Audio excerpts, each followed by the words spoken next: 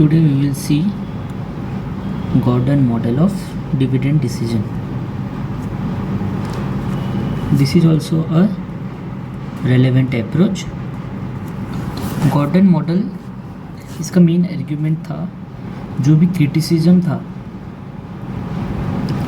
किसका, Walter model का, वो उसे करेक्ट करता है। तो वॉल्टर मॉडल का क्या क्रिटिसिज्म था? वॉल्टर मॉडल ये कहता था कि आइदर 100% डिविडेंड दो या फिर 100% रिटेंशन करो। बट प्रैक्टिकली देखेंगे तो this is not possible, because अगर हम 100% रिटेंशन करते हैं तो एक टाइम आएगा जब इक्विटी शेयर होल्डर है वो ज़्यादा एक्सपेक्ट करने लगेंगे। इसीलिए गॉर्डन मॉडल का ये कहना था कि अगर आर ई ज़्यादा है के ई से, आर ज़्यादा है के ई से, तो वो केस में retention is good, but we should not take 100% retention. थोड़ा थोड़ा सा डिविडेंड देना चाहिए ताकि जो करेंट एक्सपेक्टेशंस ऑफ अर्निंग है शेयर होल्डर का वो फुलफिल हो पाए। और गॉर्डन का ये भी कहना था कि जो cost, overall cost of capital रहता है, it goes on increasing with increase in retention. ठीक है, और बाकी हर एक चीज़ गॉर्डन और वॉल्टर का सेम था एक्सेप्ट दिस एजम्पशन। तो गॉर्डन अपना पॉइंट प्रूफ करने के लिए एक फॉर्मूला दिए थे। वो फॉर्मूला है P0 is equal to earning into 1 minus B K minus B into R. अगर आपको डिविडेंड ग्रोथ मॉडल में प्राइस का फॉर्मूला याद होगा तो उसमें था P0 is equal to D0 1 plus G divided by K minus G. ठीक है, तो इसका ही एक अपडेटेड फॉर्मूला है जो गॉर्डन ने दिया है। अभी ये कैसे उसी का फॉर्मूला है वो बताता हूँ मैं आपको। दिस इज अर्निंग, ठीक है, E is equal to earning, B is equal to retention ratio. तो 1 माइनस बी क्या हो जाएगा? Dividend payout ratio. So E1 1 minus B क्या होगा? डिविडेंड हो जाएगा। डिविडेंड ऑफ कौन सा year? First is equal to D1 and D0 into 1 plus G, ये क्या है? ये भी D1 है, तो ऊपर का दोनों का सेम हो गया।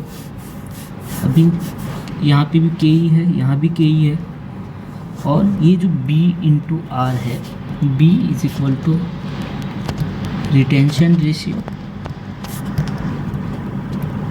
और R is equal to internal rate of return.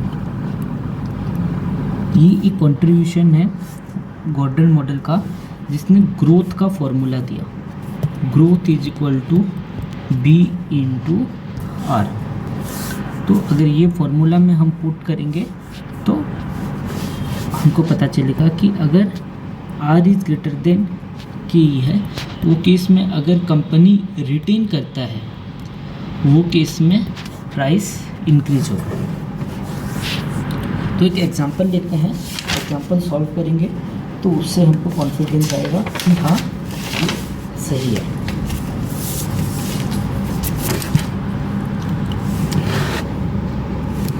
Suppose R is equal to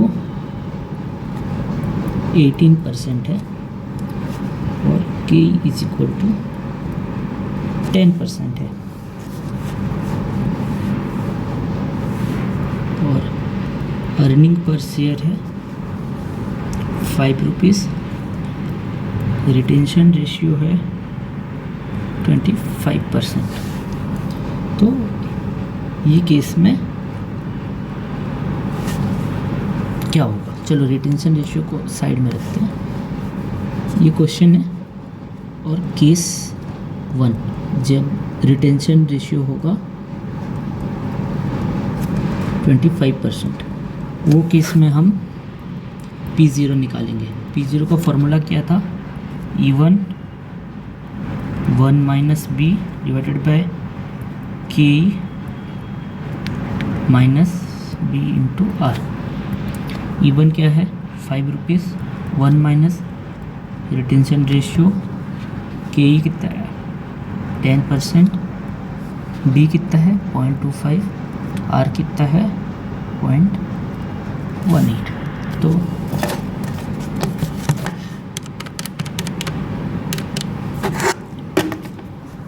इसमें आएगा 3.75 डिवाइडेड बाय 5 इंटू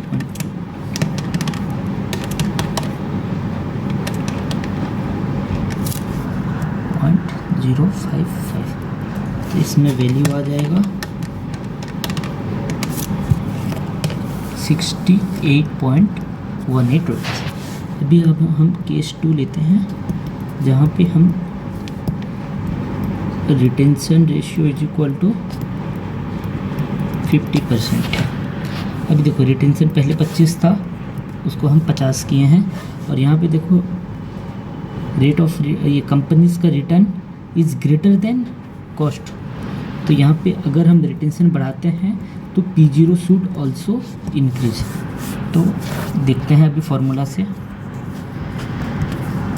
E1 क्या था? 5।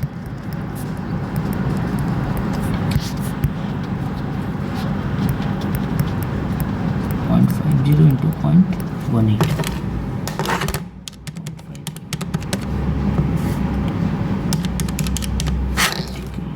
यहाँ पे आ जाएगा 3.75 डिवाइडेड बाय 0.01। 3%।